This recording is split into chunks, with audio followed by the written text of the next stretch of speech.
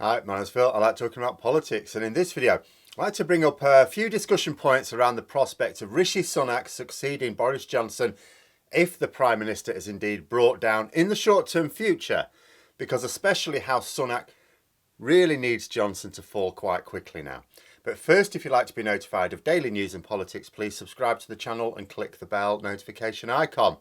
So, Rishi Sunak is currently the bookies' favourite to succeed Johnson. Now, a lot of people are wagging their fingers and saying to those of us who want Johnson to fall, well, you know, his replacement is likely to be worse. And in some ways, yes, maybe some ways, no. If they are minded to carry out Johnson's agenda, and I'll accept that there's every chance they will do, then they will be better equipped to do so than Johnson was. Remember that what is taking Johnson down is not his lies, it's not his fascist legislative agenda, it's not his populist culture wars, it's not even his incompetence. All of that he was getting away with. What is bringing him down is his complete lack of respect for any rules. Like, lots of powerful people seem to think themselves above normal constraints. It's part of their ego. But they generally have enough common sense to realise that they still have to play the game and pretend to the masses that they are subject to their own laws. No, not Johnson. And that he was exposed in this in the way that maximised his betrayal of the public that voted for him is what is laying him low now. Now, no successor would be that stupid. Rishi Sunak, Liz Truss, Jeremy Hunt, those are the bookies' top three. None of them would allow themselves to flaunt the rules in quite the same way that Johnson did. But it may also be that their campaigning skills don't allow them to connect to the broad coalition of voters that Johnson did, either on that emotional level. Truss or Sunak, who you would think would be the top two at the moment, they might appeal to the traditional Tory voters and win them back, but it would likely be at the cost of the former Labour strongholds. But they also need those for power. Like, the red wall will be lost if the government, even with a more sober Prime Minister, don't deliver on those levelling up promises. And they're breaking them all the time. They broke another one this week. In fact, Rishi Sunak is dead against these levelling up promises. Cost too much money, you see. He wants to reduce government spending, despite the fact that he is massively raising taxes right now. And that is part of his problem. And it is a problem as both leadership candidate and if he won that as Prime Minister. Like, to win the leadership, he not only needs to convince a lot of Tory MPs to back him, but also party members. He needs a lot of Tory MPs to back him so that he gets on the ballot that goes to party members. And then, of course, he needs the party members to prefer him over whomever else is on that ballot. And the party members, they don't like the tax hikes. And there are more on the way, according to reports as well, not just the ones we know about. So what is Sunak to do about this now? He claims to be a low-tax Tory, and he probably is, but his recent actions are not consistent with that view. Well, according to the Telegraph, his pitch is to blame the tax rises on Boris Johnson. Now, that could probably be done as well. Everyone knows that the levelling up spending plans are Johnson's plans, and the policies are not shared by Sunak. He is reportedly referring to the imminent national insurance tax rise as the Prime Minister's tax. That's what he's calling it, apparently. It's the Prime Minister's tax. He has to, really, as the Conservatives made a manifesto promise not to increase the rate of income tax, national insurance or VAT. So Rishi Sunak not only doesn't want to be held responsible for this tax rise because it's not the sort of thing party members approve of, but if he became Prime Minister, he doesn't want to go into the next election having been accused of breaking manifesto promises already. So why should we believe the ones you're making now? You know, and I mean, needless to say, that they have broken this promise. They've also got very little room for manoeuvre, economically speaking, without breaking them again. But in pinning the blame for the largest tax increase of any government since John Major, you know, when he dropped a bollock in the early 90s, and the highest tax burden of any government for generations, by blaming that on Boris Johnson, Rishi Sunak is heavily implying that if he became leader, the budgetary priorities would be immediately changed, because he could become leader, in theory, if Johnson's dropped very quickly, he could become leader before that budget takes effect, and he, in theory, could change it. And that change in priority would mean lower taxes, but facilitated by lower spending plans. Now, if he can convince party members of this, he can probably get them on side. And like I say, I think people will get that the spending plans are really Johnson's, not Sunak's. But will that let him get enough support in Parliament to get himself on the ballot? Because it sounds ridiculous to question, because he's the strong favourite, so of course he'll end up on the ballot. But will he? You know, who does he appeal to? Who are the MPs whose support he can get? He won't appeal to the Red Wall Tory MPs, because if his platform is one of reining in Johnson's spending and dropping taxes, that crushes their chance of re-election. The latest news is that Labour would currently win back all but 3 of the 45 Red Wall seats that they lost in 2019. If Sunak drops the Levelling Up programme in reality, even if he keeps promising, oh yeah, it'll be just around the corner, it's just a little bit delayed because of the pandemic, you know, all that, that's not going to change. The arithmetic won't change then. People aren't going to buy that. They want their promises kept. So that's at least 42 Tory MPs who won't be backing him. Liz Truss has been courting the far right of the party, and Sunak's appeal amongst them may also be limited.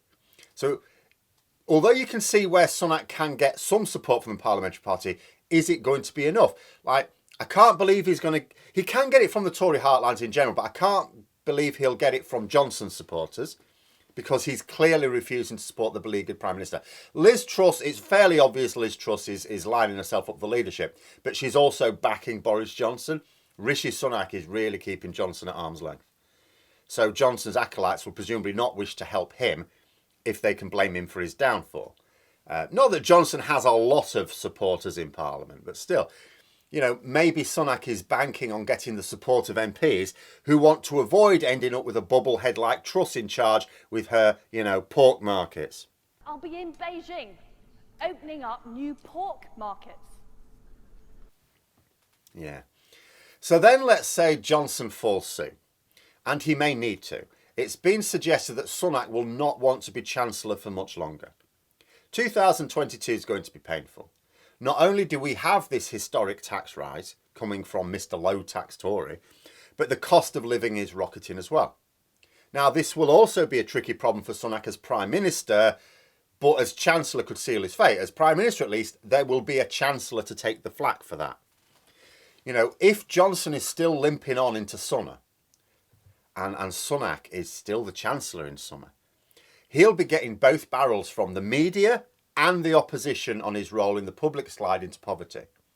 Like right now, he's still well thought of in the public for his furlough scheme.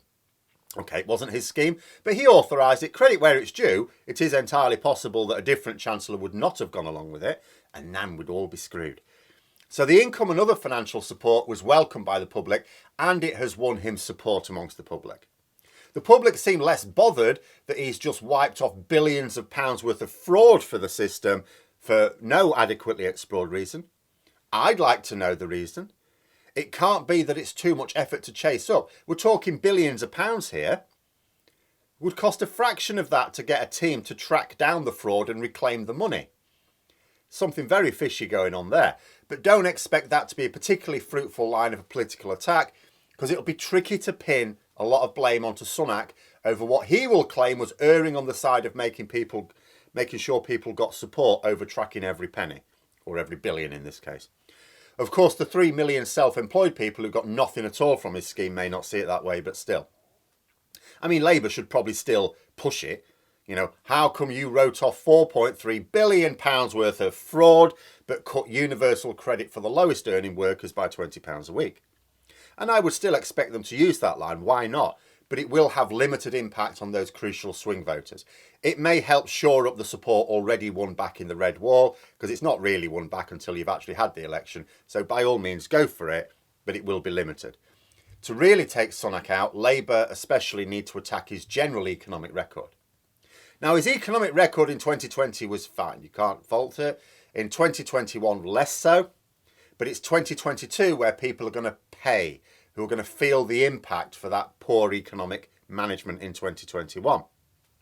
If Johnson falls now, Sunak can make his promises in the leadership contest. He can promise a more coherent spending programme. That should be easy enough. Johnson had no discipline with these matters. You know, we've now just learnt that it costs £900,000 to be told that his idea of a bridge between Scotland and Northern Ireland over a load of explosives is not actually all that feasible.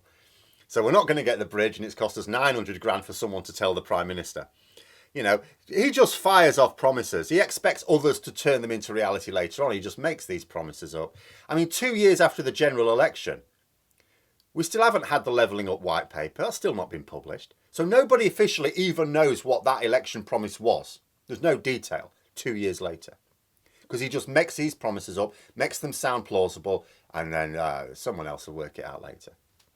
But if Johnson is allowed to remain, then Sunak's got a bit of a dire choice.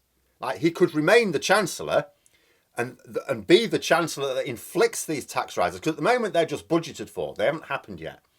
He'll be the one that inflicts these tax rises in conjunction with a massive increase in the cost of living, about which he seems to be doing little or nothing, especially for lower income workers. Or he could say, I don't fancy that legacy, and resign. Maybe even citing Johnson's tax and spend frivolity. He'll have to have a reason. He'll have to give a reason. And that reason will not be complimentary towards Boris Johnson. And then he can let some other mug take the blame. The problem with it is it will be an attack on Boris Johnson. It will look like disloyalty to Johnson. So neither option is a great one for Sunak. All in all, he'd really rather MPs brought Johnson down very soon, ideally in the next week or so, in order to do him a solid. But those are my thoughts. Let me know yours in the comments below. Hope you found the video interesting. If you did, don't forget to click the like button. If you'd like to support the channel further, please also click the Patreon link for details. And until next time, I'll see you later.